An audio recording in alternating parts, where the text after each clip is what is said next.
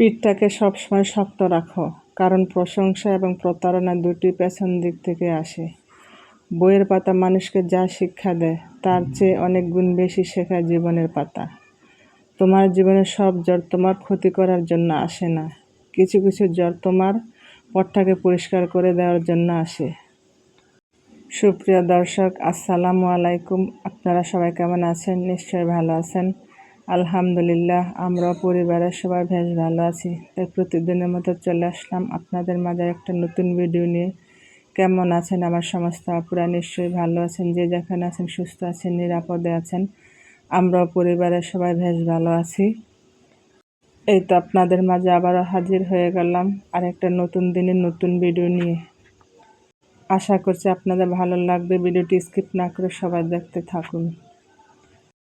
আর আমি আমার সংসারের একটু একটু কাজ আপনাদের মাঝে একটু একটু করে শেয়ার করে নিচ্ছি। জানি না কার কাছে কেমন লাগবে। যাই হোক, এই তো আমি আমার জিরাগুলোকে টেলে ব্লেন্ডার দিয়ে ব্লেন্ড করে নিয়েছি। যাই হোক, এদিকে আমি আমার কতগুলো কাপড় চোপড় ধুয়ে রেখেছিলাম, তাই এগুলোকে এখন আমি ভাঁজ করে গুছিয়ে নিয়েছি। আমার কাছে সংসারের অন্যান্য কাজ করতে খুবই ভালো লাগে, কিন্তু কাপড় চোপড় ধোয়া একদম ভালো লাগে না। খুবই একটা বিরক্তিকর জিনিস আমার কাছে। আর আমি সহজে কাপড় চোপড়, বিছানার চাদর ধুই না, সবগুলো একসাথে জমে কয়েকদিন পর পর এগুলোকে ধুই। যাই হোক, কাপড় চোপড়গুলো অনেক কষ্ট করে ধুয়ে শুকিয়ে নিয়েছি। এখন কাপড়গুলোকে সুন্দর করে ভাঁজ করে রেখে দিয়েছি। যাই হোক, কথা বলতে বলতে এই তো আমি বিছানাটাকে ঝাড়ু দিয়ে পরিষ্কার করে নিয়েছি। আর বিছানার কথা কি বলবো, বিছানা কতক্ষণ পর পরে ঝাড়ু দেওয়া লাগে, পরিষ্কার করা লাগে। আর যাদের ঘরে বাচ্চা কাচ্চা আছে তাদের ঘরে বেশি বিছানা ঝাড়ু দেওয়া লাগে, বিছানার চাদর ধোয়া লাগে, কাপড় চোপড় ধোয়া লাগে। যাই হোক, কী করার আছে, বাচ্চা কাচ্চা থাকলে তো এগুলো করতে হবে। আমাদের দৈনন্দিন জীবনের কাজকর্মই এগুলা, সংসার সামলাতে হবে, বাচ্চা কাচ্চা টেক কেয়ার করতে হবে, সংসার সব কাজ করে গুছাতে হবে। আর প্রত্যেক দিন ঘুরে ফিরে আমাদের এই কাজগুলো প্রত্যেক দিন করতে হয়। যাই হোক, এই তো পুরো রুমটাকে আমি পরিষ্কার করে গুছিয়ে নিয়েছি। আর কয়েকদিন ধরে গরমের তাপমাত্রা এত বেশি, কাজ করতে গেলে প্রচণ্ড গরম লাগে, রান্না করতে গেলে খুবই গরম লাগে, বাইরে গেলে তো কোনো কথাই নেই, রোদের তাপের জন্য হাঁটা যায় না। যাই হোক, আল্লাহ পাকের কাছে শুকরিয়া আদায় করি। আল্লাহ আবার কালকে থেকে আবার অনেক ঠান্ডা বাতাস দিয়েছে, বৃষ্টি না হলে অনেক ঠান্ডা লাগে। আর আমরা এই দুনিয়ার এতটুকু গরমে সহ্য করতে পারি না, পরকালের দোজখের আগুন কিভাবে সহ্য করব। যাই হোক, আল্লাহর পথে চলার চেষ্টা করি। সবাই আল্লাহর পথে চলার চেষ্টা করুন, আল্লাহর কাছে তওবা করুন, আল্লাহর পথে ফিরে আসুন। আর আল্লাহ যেন সবাইকে ইহকালের পরকালের কল্যাণ দান করে। যাই হোক, এই তো আমি এদিকে পুডিং বানানোর জন্য আমি দুধের মধ্যে কতগুলো চিনি আর হলো আগার আগার পাউডার দিয়ে এটাকে কতক্ষণ ফুটিয়ে নামিয়ে নেব।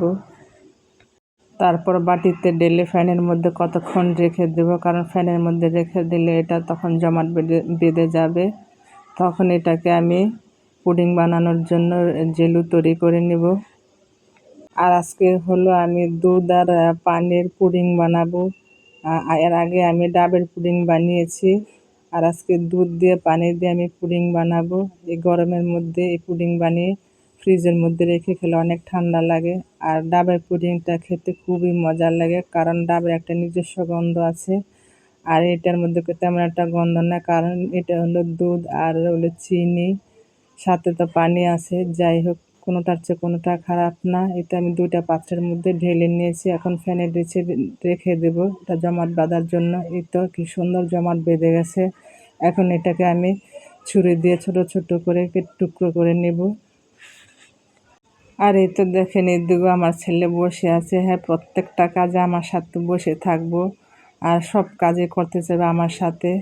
আর বলবো, আম্মু এটা কি, এটা কীভাবে বানাই, এই সমস্ত প্রশ্ন করে। যাই হোক, বাচ্চা কাচ্চা থাকলে এরকমই। আবার এগুলো খাওয়ার জন্য কীরকম করে দেখেন হাত দিয়ে যা বলে, আম্মু আমি খাই, আমি নেই।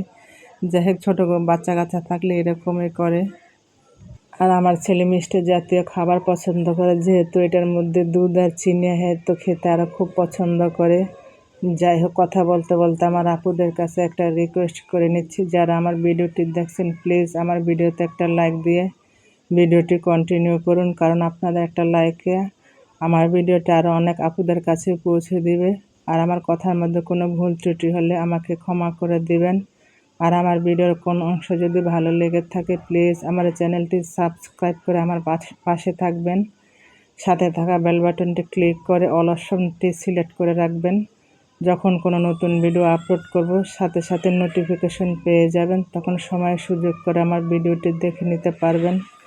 যাই হোক, এই তো আমার জেলেগুলোকে 2 রকমভাবে আমি ছুরি দিয়ে কেটে নিয়েছি। আর আমি ভিডিওতে ভয়েস দেওয়ার সময় আমার আশেপাশ থেকে অনেক আওয়াজ আসে, প্লিজ সবাই ক্ষমা সুন্দর দৃষ্টিতে দেখবেন। যাই হোক, পুডিংটা বানানোর জন্য এই তো আমি জেলিগুলো তৈরি করে নিয়েছি। এখন পুডিংয়ের উপরে যে পানিটা থাকে, এখন পানির মধ্যে আমি একটু চিনি আর আগার আগার পাউডার দিয়ে পানিটাকে কতক্ষণ ফুটিয়ে আমি জেলের মধ্যে ঢেলে দেব। এই তো আমি এখন জেলিগুলো ঢেলে নিচ্ছি। আর পরে আমি পানিটাকে দিয়ে কতক্ষণ ফ্যানের নিচে রেখে ঠান্ডা করে তারপর নরমাল ফ্রিজে রেখে দেব। তারপরে এটাকে নামিয়ে খেয়ে নিব ঠান্ডা ঠান্ডা। আর এটা বানানোর পর দেখতে যেমন সুন্দর হয়েছে, খেতেও খুব মজা হয়েছে। যাই হোক, আপনারা সবাই বাসায় ট্রাই করে দেখবেন। বাচ্চা কাচ্চা ছোট বড় সবাই খেতে পছন্দ করবে। যাই হোক, এই তো আমি এখন পানির মিশ্রণটাকে এটার উপর ঢেলে দিয়েছি। আর এখন একটু নাড়াচাড়া দিয়ে এটাকে সুন্দর করে মিশিয়ে নিয়েছি। এই তো ফ্যানের নিচে রাখার পর আমার জেলোটা দেখেন কি সুন্দরভাবে জমাট বেঁধে গিয়েছে, কি দেখতে বেশ খুব সুন্দরই লাগছে, ডাবের পুডিংয়ের মতোই লাগছে। এটাকে আমি এখন একটা প্লেটের মধ্যে সুন্দর করে ঢেলে নিব। মাশাআল্লাহ, দেখতে বেশ কি সুন্দর হয়েছে।